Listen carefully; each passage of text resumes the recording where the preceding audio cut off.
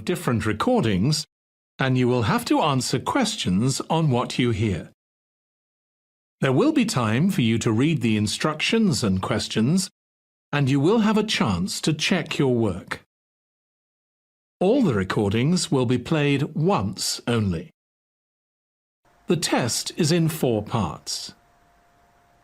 At the end of the test, you will be given 10 minutes to transfer your answers to the answer sheet. Now turn to Part 1. Part 1. There will be time for you to read the instructions and questions, and you will have a chance to check your work. All the recordings will be played once only. The test is in 4 sections. At the end of the test, you will be given 10 minutes to transfer your answers to an answer sheet.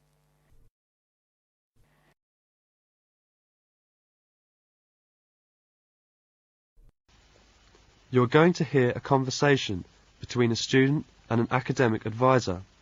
First, you have some time to look at questions 1 to 4.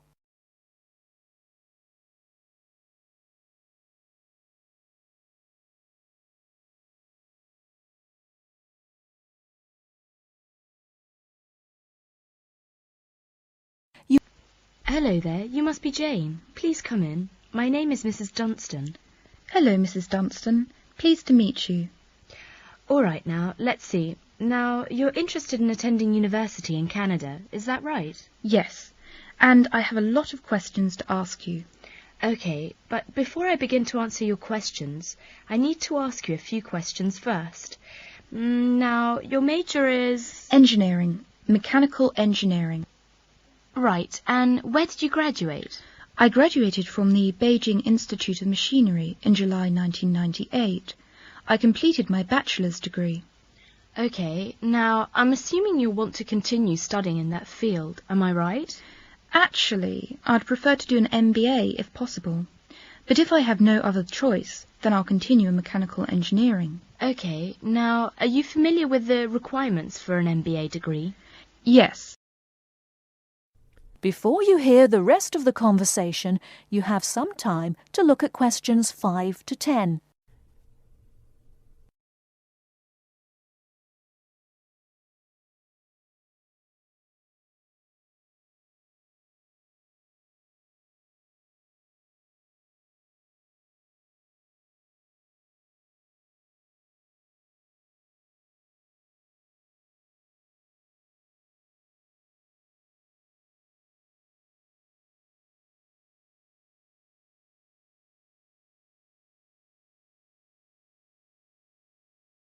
Now listen and answer questions 5 to 10. I think I need to do well on the GMAT, and I'll definitely need the TOEFL or Ielts, right? That's right. You'll need at least 600 on the TOEFL or 6.5 on Ielts. In addition, you need to have completed a bachelor's degree too. Did you take the GMAT yet? No, but I plan to take it in August. The requirements for a master's degree in engineering are a little different. You'll need to take the GRE and of course the TOEFL or Ielts. I see. And when do I start to apply?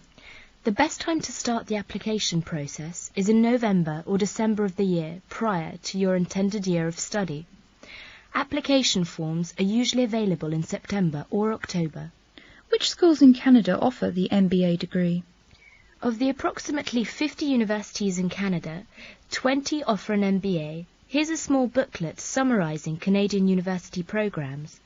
You'll find all the information on page 22. Great. Thanks.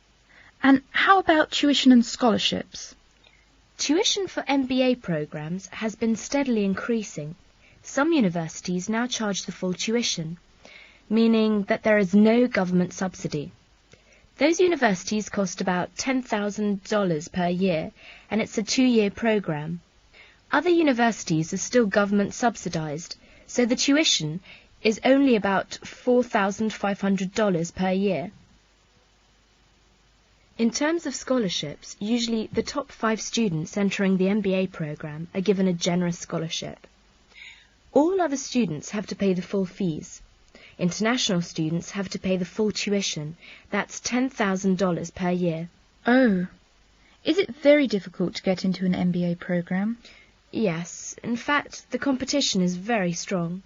MBA graduates have a pretty easy time finding a job, so many students are eager to do the program thinking it will guarantee them success in their careers. Well, it sure does sound like an excellent way to start a promising future. What is the school year like?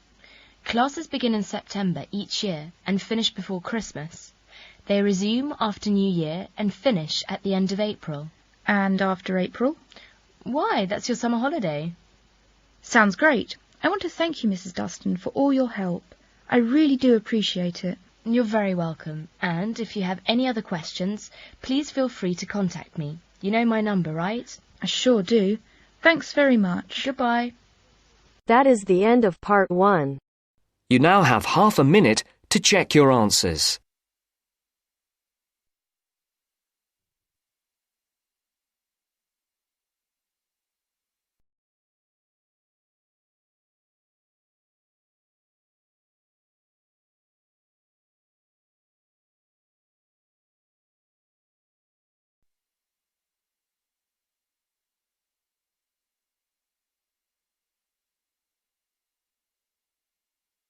Now turns to part 2. Part 2. You will hear a talk by a tour guide. First, you will have some time to look at questions 11 to 17.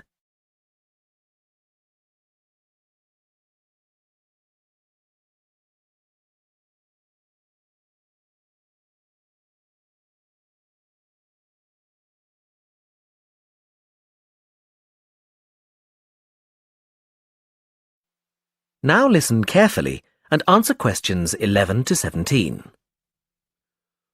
Welcome to San Fernando City Tours. I'm Mark, your tour guide.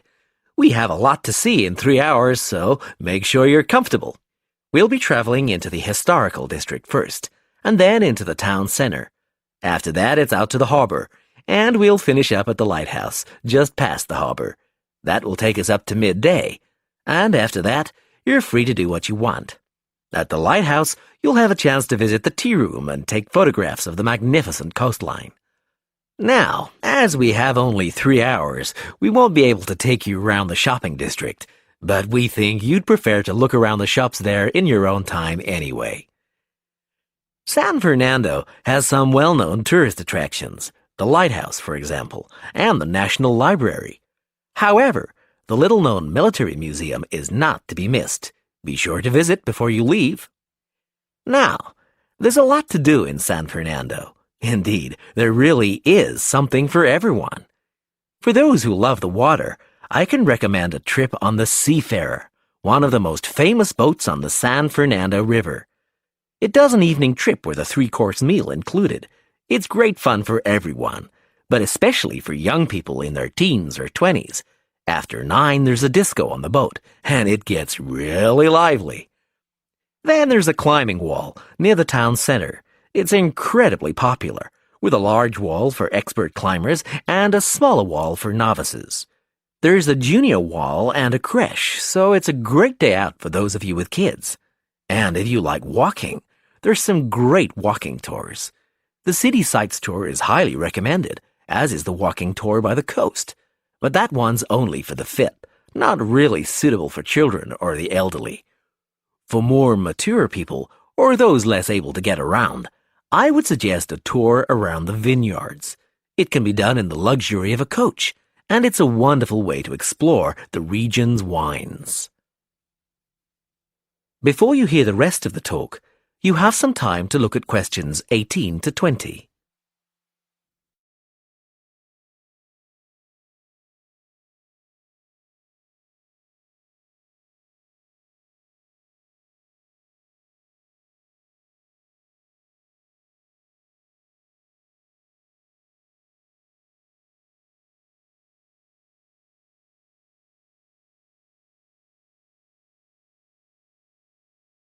Now listen and answer questions 18 to 20. Naturally, there's a charge for all these attractions, but you can get 15% off if you have an Explorer Pass. If you don't have a pass but would like one, the driver here has application forms. Just ask him for one and fill it out while on the tour. Then you hand it into the tour office. Normally, it costs $10, but this year it's just $7. When you hand it in, you'll get your picture taken for the card on the spot, and then your card is ready to use. Remember to show it whenever you pay for anything. The discounts apply not just to tourist attractions, but some bars and restaurants. Basically, everywhere you see a red Explorer symbol. We're coming up to the historical district now. If you'd like to look at... That is the end of part 2. You now have half a minute to check your answers.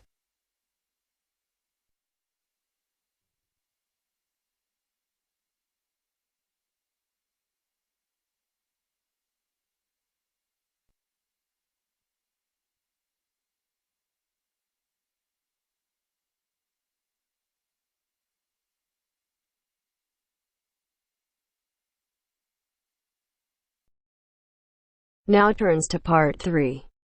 Part 3. Maria is a student at university. She has handed the first draft of an essay to her tutor. The tutor has read it, and now they are discussing ways the essay can be improved. First, you have some time to look at questions 21 to 25.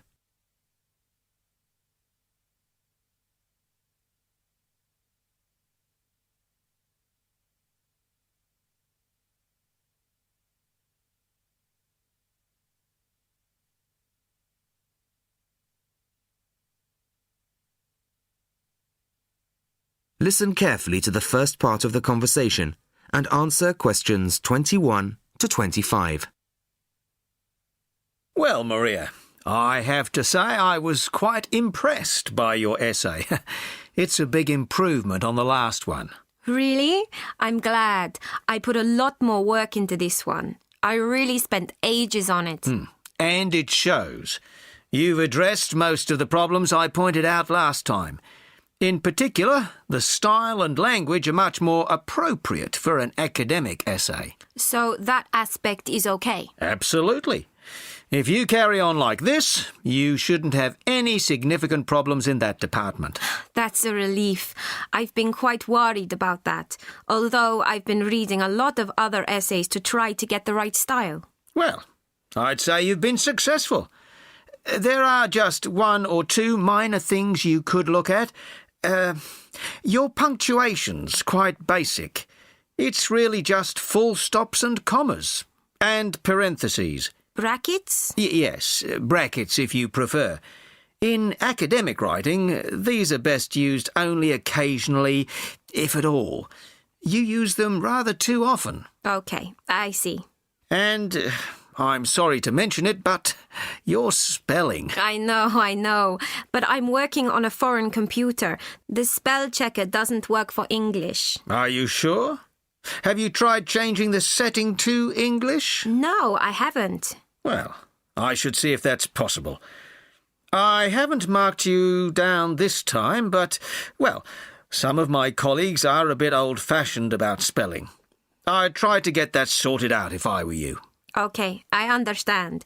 I'll try to change the setting. Before you hear the rest of the conversation, you have some time to look at questions 26 to 30.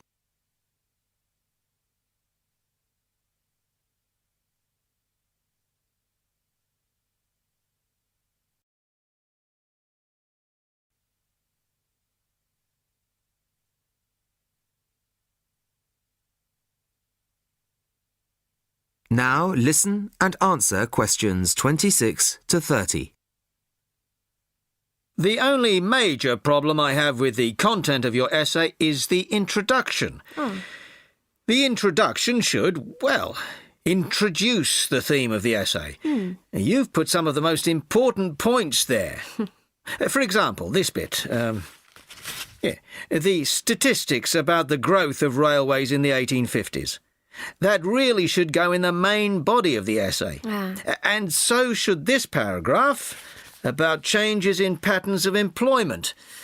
In general, I'd say your introductory section should be no more than half as long as it is at the moment. OK. And I should move those points forward? Precisely. And going back to the railways, they're one of the most significant factors for change in this period. But apart from those statistics in the introduction, you only briefly mentioned them. I'd like to see a lot more on that, and the influence the expansion of the railways had on patterns of social and economic behaviour. You mean how with the railways people could travel to find work and could meet people from other areas? Exactly. Then in the midsection, well, it's not a big thing, but this quotation from the Times. You think it's too long? Well, you said it. I couldn't think of a way to shorten it. Do you think it's really necessary? You mean I could just get rid of it? Yes. You've already made the point and backed it up with other evidence. The quotation's redundant, really. OK. Well, that'll be easy. There were various other minor points, which I've noted in the margins. You can look at those later. But moving forward to the end here, I wasn't quite sure what this meant. The final paragraph? Yes. Are you saying that, on the whole, the changes of the mid-19th century tended to improve the lives of ordinary people or not? It's not very clear. It's not? No, it isn't. I'd add a few lines clarifying your position. OK. When do you want the final draft? No, the end of term will be fine. But there was just one other thing, the bibliography. Did you really read all these books? No. Just the books you actually consulted will be fine. You don't need to include everything ever published on the subject. Right, OK. Thanks. Bye. Goodbye. That is the end of part 3. You now have half a minute to check your answers.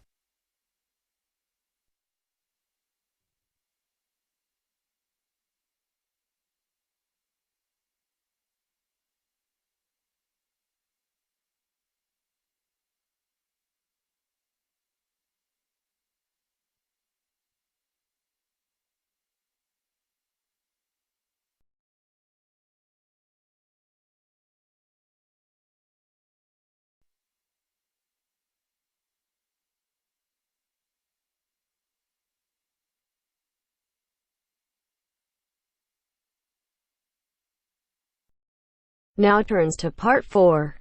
Part 4. You will hear a talk on research in the Indian Ocean.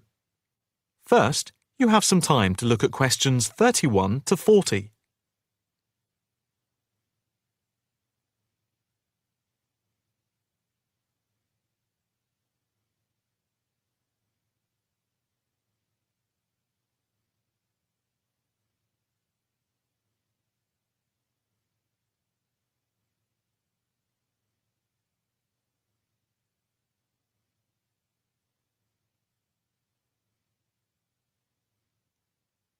Now listen carefully and answer questions 31 to 40. In this, the first lecture in our series on the changing face of the oceans of the world, we are going to look at the Indian Ocean, into which the Oceanography Department at the Institute here in Australia has been doing pioneering research over the past 5 years. Let us start with some facts about the Indian Ocean, to give you an idea of the scope and complexity of the enterprise we have undertaken. As you can see from the diagrams here on the screen, showing the relative size of the planet's 5 oceans, the Indian Ocean comes third after the Pacific and Atlantic Oceans, but is larger than the Southern Ocean and the Arctic Ocean. On this slide, you can see that the Indian Ocean is different from the 2 larger oceans in that it is landlocked to the north and does not extend into the cold regions of the North Pole. Covering some 73,440,000 square kilometres, The ocean constitutes approximately 1/7 of the Earth's surface and about 20% of the world's total ocean area. At the equator, it is around 6,400 kilometres wide, with the average depth being about 3,400 metres, and with the deepest point being the Java Trench at 7,450 metres. Flowing into the Indian Ocean, we have some of the world's greatest rivers.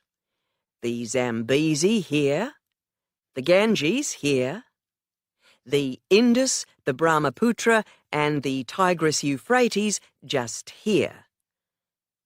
The two largest islands in the Indian Ocean, Madagascar, here off the coast of Africa, and Sri Lanka, here off the southern tip of India, are structurally parts of the continents of Africa and Asia, while islands like the Seychelles are exposed tops of submerged ridges. The Maldives are low coral islands, and Mauritius and Réunion are volcanic cones. The surface waters of the ocean are warm, except where the ocean touches the cold waters to the south. A network of scientists, mainly oceanographers and meteorologists from around the world, are monitoring changes in the ocean's temperature and acidity, especially where it meets the Southern Ocean, in order to see how global warming is having an effect on the waters there. An assessment is also being carried out on how this is impacting on low-lying habitats and peoples in the more populated coastal regions around the rim of the ocean. In the warmer north, islands are vulnerable to even the subtlest changes in sea levels and tides, so they are being closely watched. Moreover, a close eye is being kept on wind changes, especially alterations to the monsoon rains, typhoons, cyclones, and any other natural phenomena.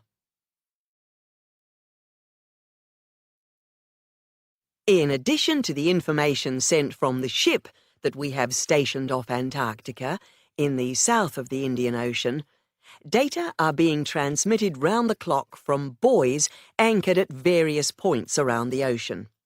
5 of these buoys are observing ice packs and icebergs coming into the Indian Ocean from Antarctica. Besides the buoys, data on cloud cover and wind and temperature change are received by satellite. Satellite images are also being used to record the size of the icebergs from the moment they break off from Antarctica. Their course is then mapped as they move out into the Southern Ocean. Here at the Institute, the raw data from the various sources are received and the information is then constantly processed by a bank of computers.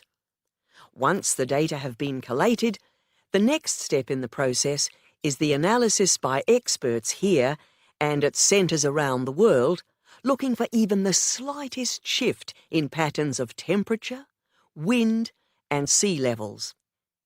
In the light of the fact that this is a global enterprise, the Institute is staffed 24 hours a day with researchers working in shifts, and we are in constant contact with centres all around the world. In total, 900 experts from around the globe are involved in the programme. The work at the Institute is now into the 5th year of a 10-year data collection, which began in 2003. The analysis of the 5 years to 2008 will be published early in 2009. However, changes in patterns are already being noticed since the data have been gathered.